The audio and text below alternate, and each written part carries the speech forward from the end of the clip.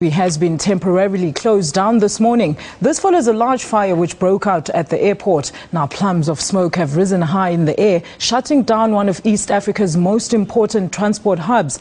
Officials say they are working hard to control the fire. It is not yet clear if any South Africans are estranged at the airport. Now for more on the latest on the story, we are joined on the line by SABC correspondent Sarah Kimani. Sarah, a very good morning to you. Give us an update on what's happening with the fire. Good afternoon. Good morning. The fire has now been contained, and the government has just issued a second briefing where now they're saying that the airport has been closed and will be closed indefinitely until they finish issues about investigations into the cause of the fire, and also ensure that a new terminal, a temporary terminal, is erected where people can now arrive from, because the arrivals terminal is completely damaged. Okay, Sarah, have you spoken to the authorities about the fire? And if so, what could have been the initial cause of the fire? Well, we have spoken to the head of the Kenya Airports Authority, Mr. Gishuki, and he says at this moment the Kenyan government is not able to say what the cause of the fire is. They say it has not yet been established what the cause is. What he can say for sure is that the losses at the airport will run into billions of shillings because the arrival terminal has been completely destroyed. All right, Sarah, any more updates you can give us on the fire? Was there any casualties involved with the fire?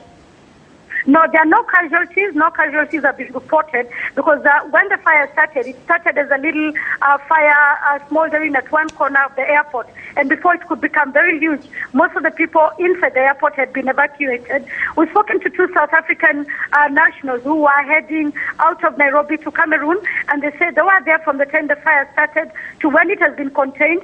What they have been told is that arrangements are being made for those people who are on transit to be put in hotels across Nairobi, but for the moment, flights that were landing into Nairobi have been diverted to one of the towns called Eldoret, where there is also an international airport, in Mombasa, where there is also an international airport, and also in Kisumu.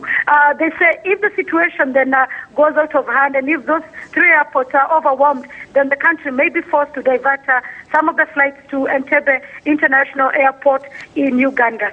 Okay, now Sarah, how is this deterred any, the transport means of by air in the Kenyan airports?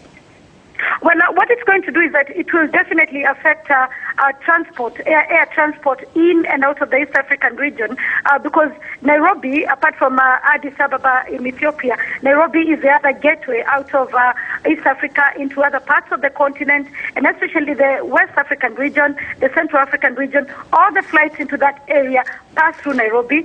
Most of the flights into Europe also pass through Nairobi if they don't pass through Johannesburg or Addis Ababa Airport in Ethiopia. So a lot of traffic for the next few days will be affected, and a lot of passengers will of course be affected. All right, thank you. That was East African correspondent Sarah Kimani reporting to us live from Kenya.